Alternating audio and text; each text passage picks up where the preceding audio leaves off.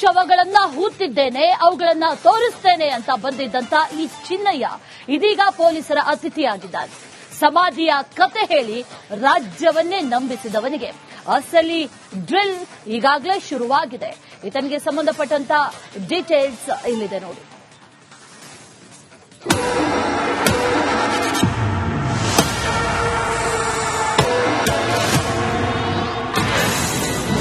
ಧರ್ಮಸ್ಥಳದಲ್ಲಿ ಶವ ಹೂತಿಟ್ಟ ಕೇಸ್ಗೆ ಟ್ವಿಸ್ಟ್.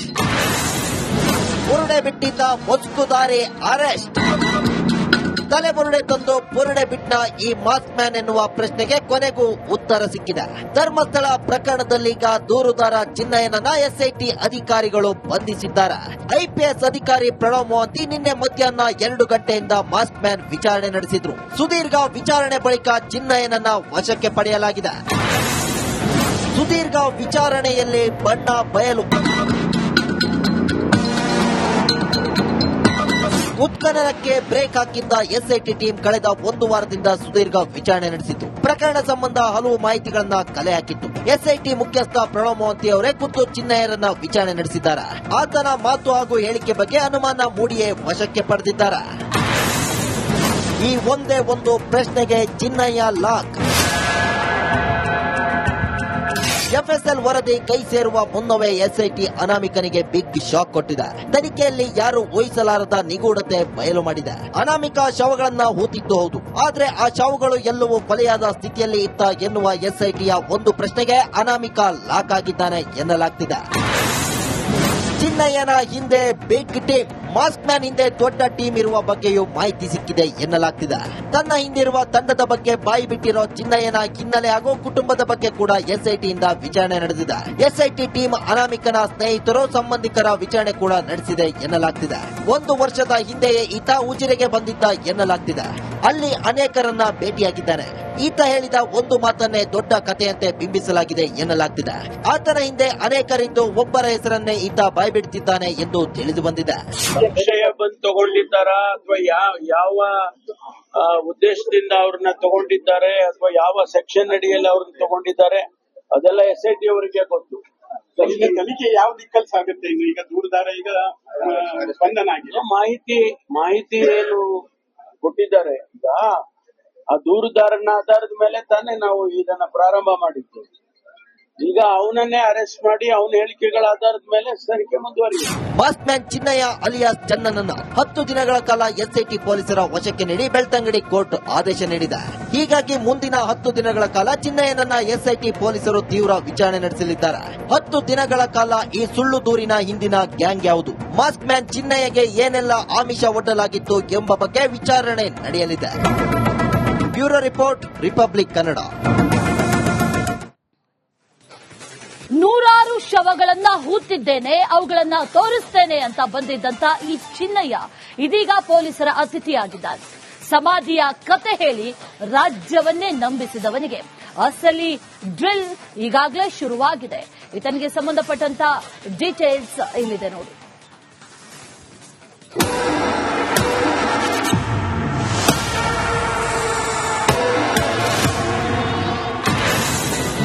ಧರ್ಮಸ್ಥಳದಲ್ಲಿ ಶವ ಹೂತಿಟ್ಟ ಕೇಸ್ಗೆ ಟ್ವಿಸ್ಟ್. ಬುರುಡೆ ಬಿಟ್ಟಿದ್ದ ಮುಸುಕುದಾರಿ ಅರೆಸ್ಟ್. ತಲೆಬುರುಡೆ ತಂದು ಬುರುಡೆ ಬಿಟ್ಟ ಈ ಮಾಸ್ಕ್ ಮ್ಯಾನ್ ಎನ್ನುವ ಪ್ರಶ್ನೆಗೆ ಕೊನೆಗೂ ಉತ್ತರ ಸಿಕ್ಕಿದೆ. ಧರ್ಮಸ್ಥಳ ಪ್ರಕರಣದಲ್ಲೀಗ ದೂರುದಾರ ಚಿನ್ನಯ್ಯನನ್ನ ಎಸ್ಐಟಿ ಅಧಿಕಾರಿಗಳು ಬಂಧಿಸಿದ್ದಾರೆ. ಐಪಿಎಸ್ ಅಧಿಕಾರಿ ಪ್ರಣವ್ ಮೊಹಂತಿ ನಿನ್ನೆ ಮಧ್ಯಾಹ್ನ 2 ಗಂಟೆಯಿಂದ ಮಾಸ್ಕ್ ಮ್ಯಾನ್ ವಿಚಾರಣೆ ನಡೆಸಿದ್ರು. ಸುದೀರ್ಘ ವಿಚಾರಣೆ ಬಳಿಕ ಚಿನ್ನಯ್ಯನನ್ನ ವಶಕ್ಕೆ ಪಡೆಯಲಾಗಿದೆ. ಸುದೀರ್ಘ ವಿಚಾರಣೆಯಲ್ಲಿ ಬಣ್ಣ ಬಯಲು. ಉತ್ಖನನಕ್ಕೆ ಬ್ರೇಕ್ ಹಾಕಿದ್ದ ಎಸ್ಐಟಿ ಟೀಮ್ ಕಳೆದ 1 ವಾರದಿಂದ ಸುದೀರ್ಘ ವಿಚಾರಣೆ ನಡೆಸಿತ್ತು. ಪ್ರಕರಣ ಸಂಬಂಧ ಹಲವು ಮಾಹಿತಿಗಳನ್ನ ಕಲೆ ಹಾಕಿತ್ತು. ಎಸ್ಐಟಿ ಮುಖ್ಯಸ್ಥ ಪ್ರಣವ್ ಮೊಹಂತಿ ಅವರೇ ಖುದ್ದು ಚಿನ್ನಯ್ಯನನ್ನ ವಿಚಾರಣೆ ನಡೆಸಿದ್ದಾರೆ. ಆತನ ಮಾತು ಹಾಗೂ ಹೇಳಿಕೆ ಬಗ್ಗೆ ಅನುಮಾನ ಮೂಡಿಯೇ ವಶಕ್ಕೆ ಪಡೆದಿದ್ದಾರೆ. ಈ ಒಂದೇ ಒಂದು ಪ್ರಶ್ನೆಗೆ ಚಿನ್ನಯ್ಯ ಲಾಕ್. ಎಫ್ಎಸ್ಎಲ್ ವರದಿ ಕೈ ಸೇರುವ ಮುನ್ನವೇ ಎಸ್ಐಟಿ ಅನಾಮಿಕನಿಗೆ ಬಿಗ್ ಶಾಕ್ ಕೊಟ್ಟಿದೆ. ತನಿಖೆಯಲ್ಲಿ ಯಾರು ಊಹಿಸಲಾರದ ನಿಗೂಢತೆ ಬಯಲು ಮಾಡಿದೆ. ಅನಾಮಿಕ ಶವಗಳನ್ನ ಹೂತಿದ್ದು ಹೌದು, ಆದ್ರೆ ಆ ಶವಗಳು ಎಲ್ಲವೂ ಕೊಲೆಯಾದ ಸ್ಥಿತಿಯಲ್ಲಿ ಇತ್ತ ಎನ್ನುವ ಎಸ್ಐಟಿಯ ಒಂದು ಪ್ರಶ್ನೆಗೆ ಅನಾಮಿಕ ಲಾಕ್ ಆಗಿದ್ದಾನೆ ಎನ್ನಲಾಗ್ತಿದೆ. ಚಿನ್ನಯ್ಯನ ಹಿಂದೆ ಬಿಗ್ ಟೀಮ್, ಮಾಸ್ಕ್ ಮ್ಯಾನ್ ಹಿಂದೆ ದೊಡ್ಡ ಟೀಮ್ ಇರುವ ಬಗ್ಗೆಯೂ ಮಾಹಿತಿ ಸಿಕ್ಕಿದೆ ಎನ್ನಲಾಗ್ತಿದೆ. ತನ್ನ ಹಿಂದಿರುವ ತಂಡದ ಬಗ್ಗೆ ಬಾಯಿ ಬಿಟ್ಟಿರೋ ಚಿನ್ನಯ್ಯನ ಹಿನ್ನೆಲೆ ಹಾಗೂ ಕುಟುಂಬದ ಬಗ್ಗೆ ಕೂಡ ಎಸ್ಐಟಿಯಿಂದ ವಿಚಾರಣೆ ನಡೆದಿದೆ. ಎಸ್ಐಟಿ ಟೀಮ್ ಅನಾಮಿಕನ ಸ್ನೇಹಿತರು, ಸಂಬಂಧಿಕರ ವಿಚಾರಣೆ ಕೂಡ ನಡೆಸಿದೆ ಎನ್ನಲಾಗ್ತಿದೆ.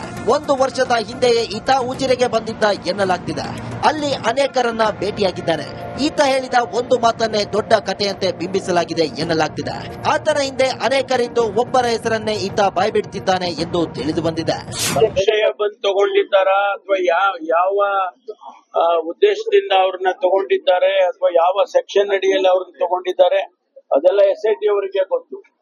ಈಗ ತನಿಖೆ ಯಾವ ದಿಕ್ಕಲ್ಲಿ ಸಾಗುತ್ತೆ? ಈಗ ದೂರದಾರ ಈಗ ಸ್ಪಂದನ ಆಗಿದೆ. ಮಾಹಿತಿ ಏನು ಕೊಟ್ಟಿದ್ದಾರೆ, ಈಗ ಆ ದೂರುದಾರನ ಆಧಾರದ ಮೇಲೆ ತಾನೇ ನಾವು ಇದನ್ನ ಪ್ರಾರಂಭ ಮಾಡಿದ್ದು. ಈಗ ಅವನನ್ನೇ ಅರೆಸ್ಟ್ ಮಾಡಿ ಅವನ ಹೇಳಿಕೆಗಳ ಆಧಾರದ ಮೇಲೆ ತನಿಖೆ ಮುಂದುವರಿದೆ. ಮಾಸ್ಕ್ ಮ್ಯಾನ್ ಚಿನ್ನಯ್ಯ ಅಲಿಯಾಸ್ ಚನ್ನನನ್ನ 10 ದಿನಗಳ ಕಾಲ ಎಸ್ಐಟಿ ಪೊಲೀಸರ ವಶಕ್ಕೆ ನೀಡಿ ಬೆಳ್ತಂಗಡಿ ಕೋರ್ಟ್ ಆದೇಶ ನೀಡಿದೆ. ಹೀಗಾಗಿ ಮುಂದಿನ 10 ದಿನಗಳ ಕಾಲ ಚಿನ್ನಯ್ಯನನ್ನ ಎಸ್ಐಟಿ ಪೊಲೀಸರು ತೀವ್ರ ವಿಚಾರಣೆ ನಡೆಸಲಿದ್ದಾರೆ. 10 ದಿನಗಳ ಕಾಲ ಈ ಸುಳ್ಳು ದೂರಿನ ಹಿಂದಿನ ಗ್ಯಾಂಗ್ ಯಾವುದು, ಮಾಸ್ಕ್ ಮ್ಯಾನ್ ಚಿನ್ನಯ್ಯಗೆ ಏನೆಲ್ಲ ಆಮಿಷ ಒಡ್ಡಲಾಗಿತ್ತು ಎಂಬ ಬಗ್ಗೆ ವಿಚಾರಣೆ ನಡೆಯಲಿದೆ. Bureau report, republic Kannada.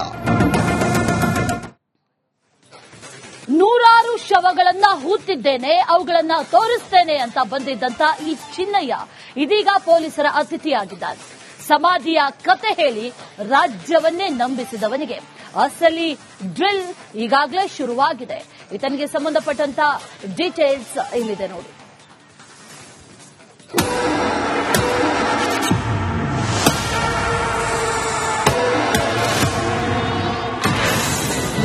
ಧರ್ಮಸ್ಥಳದಲ್ಲಿ ಶವ ಹೂತಿಟ್ಟ ಕೇಸ್ಗೆ ಟ್ವಿಸ್ಟ್. ಬುರುಡೆ ಬಿಟ್ಟಿದ್ದ ಮೊಸ್ಕುದಾರಿ ಅರೆಸ್ಟ್.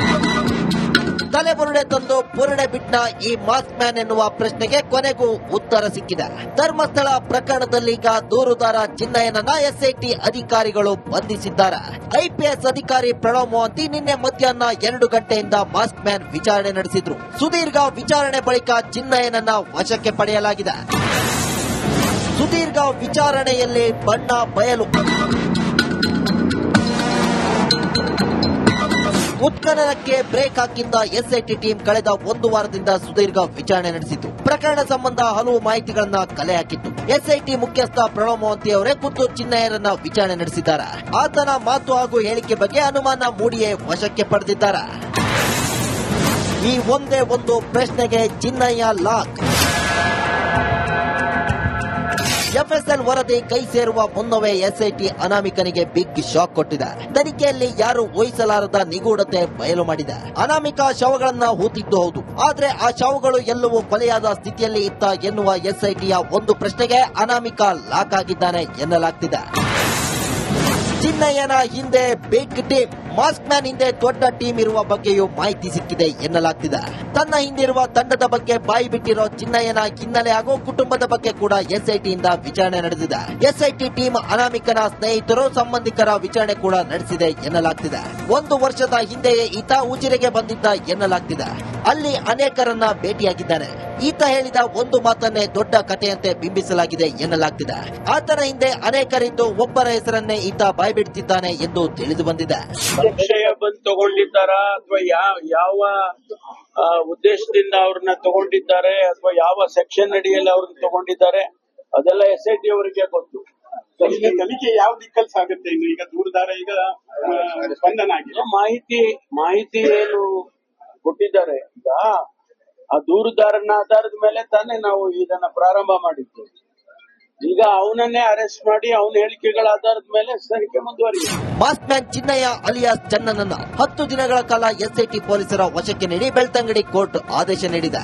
ಹೀಗಾಗಿ ಮುಂದಿನ 10 ದಿನಗಳ ಕಾಲ ಚಿನ್ನಯ್ಯನನ್ನ ಎಸ್ಐಟಿ ಪೊಲೀಸರು ತೀವ್ರ ವಿಚಾರಣೆ ನಡೆಸಲಿದ್ದಾರೆ. 10 ದಿನಗಳ ಕಾಲ ಈ ಸುಳ್ಳು ದೂರಿನ ಹಿಂದಿನ ಗ್ಯಾಂಗ್ ಯಾವುದು, ಮಾಸ್ಕ್ ಮ್ಯಾನ್ ಚಿನ್ನಯ್ಯಗೆ ಏನೆಲ್ಲ ಆಮಿಷ ಒಡ್ಡಲಾಗಿತ್ತು ಎಂಬ ಬಗ್ಗೆ ವಿಚಾರಣೆ ನಡೆಯಲಿದೆ. Bureau report, republic Kannada.